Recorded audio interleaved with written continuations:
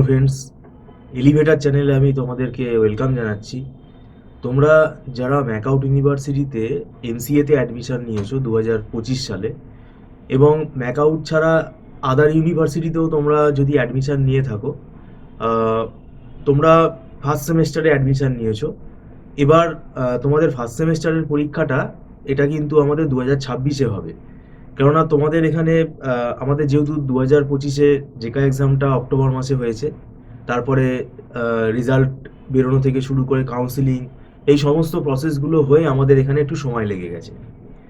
আমি তোমাদের অনেক আগেই বলেছিলাম যে এমসিএ ফার্স্ট সেমেস্টারের পড়াটা তোমরা শুরু করে দাও। সব ইউনিভার্সিটির সিলেবাসই সেম, এবং আমি বলেছিলাম যে দরকার পড়লে ম্যাকআউট ইউনিভার্সিটির সিলেবাসটাও তোমরা পড়া শুরু করতে পারো। তো এখন আমরা যদি দেখি ম্যাকআউট ইউনিভার্সিটির ফার্স্ট সেমেস্টারে যে সিলেবাসটা রয়েছে, সেটা কম্পালসারি পেপার হিসেবে দেখবে 4খানা পেপার রয়েছে। 4টে পেপারই কিন্তু খুব ভাইটাল পেপার, এবং 4টে পেপার সিলেবাসের দিক থেকে কিন্তু অনেক বড়। যেমন পাইথন প্রোগ্রামিং রয়েছে, আরডিবিএমএস রয়েছে, ডিসক্রিট ম্যাথামেটিক্স রয়েছে, এবং কম্পিউটার অর্গানাইজেশন অ্যান্ড আর্কিটেকচার রয়েছে। 4টে সিলেবাস কিন্তু অনেক বড়। এবং পাইথন এখানে যেটা রয়েছে সিলেবাস, এটা আমাদের কিন্তু ডেটা সায়েন্সেরও পার্ট রয়েছে। তো এই সেমেস্টারে যে সময়টা পাচ্ছ, এই সময়টাকে কিন্তু ইউটিলাইজ করতে হবে, কারণ পরে কিন্তু পাইথন শেখার আর তুমি টাইম পাবে না। এবং পরবর্তীকালে তোমাদের দেখবে প্রজেক্ট কিন্তু মেশিন লার্নিং বেসড প্রজেক্ট দেওয়ার চান্সই কিন্তু বেশি থাকবে। Data science machine learning based প্রজেক্টই এখন বেশিরভাগ দিচ্ছে কলেজে। তো সেক্ষেত্রে সেটা করতে গেলে তখন পাইথন শিখে করাটা কিন্তু ডিফিকাল্ট হয়ে যাবে। তো সেই জন্য সেমেস্টারে শুধু পাস করার জন্য পড়লে হবে না, এখন আগামী দিনে এটাই কিন্তু ফিউচার। তো এটা ভালোভাবে পড়তে হবে। আর কেননা সিলেবাস যা আছে সেটা কিন্তু আমাদের সেমেস্টারের টাইম ফ্রেম যদি বলো, সেই অনুযায়ী কিন্তু বেশি সময় কিন্তু হাতে আমাদের নেই। এছাড়া এর সাথে আরও 3খানা সাবজেক্ট, যেমন ডিসক্রিট ম্যাথামেটিক্সের কিন্তু অনেকগুলো ব্রাঞ্চ নিয়ে তৈরি হয়েছে এই সাবজেক্টটা। তারপরে আমাদের আরডিবিএমএস এর মধ্যে ডেটাবেস ডিজাইন আছে। তারপরে আমাদের এসকিউএল প্রোগ্রামিং একটা সাবজেক্ট রয়েছে। তাছাড়া আমাদের পিএলএসকিউএলও কিন্তু একটা আলাদা সাবজেক্ট, সেটাও কিন্তু এর মধ্যে রয়েছে। এর সাথে আমাদের কম্পিউটার অর্গানাইজেশন আর আর্কিটেকচার, এটা কিন্তু আমাদের ডিজিটাল ইলেকট্রনিক্সটা এর মধ্যে পুরোটা রয়েছে, একটা ইউনিট হিসেবে রয়েছে। তারপরে আবার আর্কিটেকচার পার্টটা রয়েছে। তো সব মিলিয়ে যদি দেখো, সিলেবাসটা কিন্তু আমাদের অনেক বড়। কেননা ডিজিটাল ইলেকট্রনিক্স পার্টটা না বুঝলে তুমি আর্কিটেকচার বুঝতে পারবে না। এবার পাইথনের দেখবে তোমাদের সিলেবাসে ইউনিট 1-এর দিকে কিন্তু আবার এই ডিজিটাল ইলেকট্রনিক্সেরও কিন্তু খানিকটা পার্ট রয়েছে, এবং তার সাথে আর্কিটেকচারেরও খানিকটা পার্ট রয়েছে। সেটা ইন্ট্রোডাকশন হিসেবে রয়েছে, সিস্টেম ইন্ট্রোডাকশন হিসেবে, কিন্তু সেগুলো আমাদের কম্পিউটার আর্কিটেকচারেরও আবার মানে টপিক। তো সব মিলিয়ে দেখতে গেলে সিলেবাসটা অনেক বড়। তো সেই জন্য আগে থেকে পড়ার কথা আমি ওই জন্যই বলেছিলাম।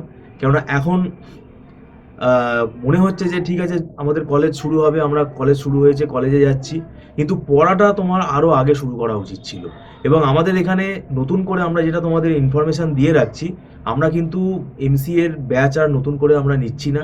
অনলাইন লাইভ ক্লাসে আমরা নতুন করে ব্যাচ আর স্টার্ট করছি না, কেননা অলরেডি কিন্তু আমাদের সিলেবাস অনেক এগিয়ে গেছে। 70% মতো, 80% মতো আমাদের হয়ে গেছে।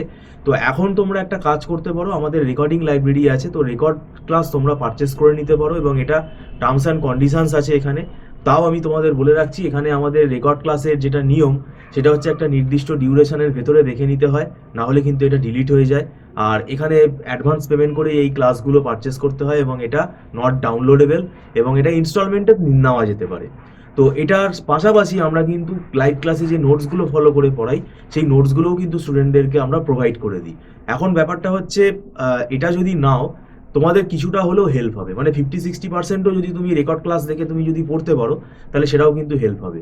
এবং আর কিছুদিন পরে কিন্তু এই রেকর্ড ক্লাস নেওয়াটাও কিন্তু আমরা বন্ধ করে দেবো, কেননা তখন রেকর্ড ক্লাস নিয়ে কিন্তু আর তোমার দেখার আর সময় থাকবে না। তো সেটা কিন্তু তখন স্টুডেন্টের রেসপন্সিবিলিটি হয়ে যাবে।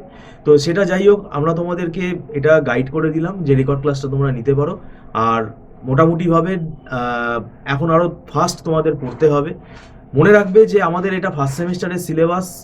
ফার্স্ট সেমেস্টারে তোমরা স্টুডেন্ট যেহেতু, এটা তোমরা হয়তো তোমাদের আইডিয়া নাও থাকতে পারে, এখন কিন্তু কোনো সাজেশান মেলে না, এবং কোনো 10 ইয়ার্স বই পড়ে কিন্তু কোনো লাভ হবে না। তোমাকে সব সিলেবাসই পড়ে যেতে হবে, পুরো বই পড়ে যেতে হবে, না হলে কিন্তু কিছু করার নেই। আমরা এখানে দীর্ঘ 9-10 বছর ধরে এমসিএ পড়াচ্ছি, সব ইউনিভার্সিটিতে আমরা এমসিএ পড়াই। আমাদের এখানে সব সিলেবাস বলো, কোয়েশ্চেন প্যাটার্ন বলো, সবই নখদর্পণে। কিভাবে তাড়াতাড়ি ব্যাপারটাকে এগিয়ে নিয়ে যেতে হয়, কনসেপ্টটা কিভাবে স্টুডেন্টের ক্লিয়ার করা যায় সেই সমস্ত ব্যাপারে আমরা এখানে এটা পড়িয়ে পড়িয়ে আমরা অভ্যস্ত হয়ে গেছি। তো যাই হোক, রেকর্ড ক্লাসটা নিয়ে তোমাদের এটা হেল্প হতে পারে, এবং আগামী সেকেন্ড সেমেস্টারে কিন্তু তোমরা সময় মতো পড়া শুরু করে দিও, এটাই আমার বলার বিষয়। আর যদি তোমরা যোগাযোগ করতে চাও, তোমরা ফোনে যোগাযোগ করতে পারো। তো ভিডিওটা সম্পূর্ণ দেখার জন্য তোমাদেরকে আমি ধন্যবাদ জানাচ্ছি। Thank you so much.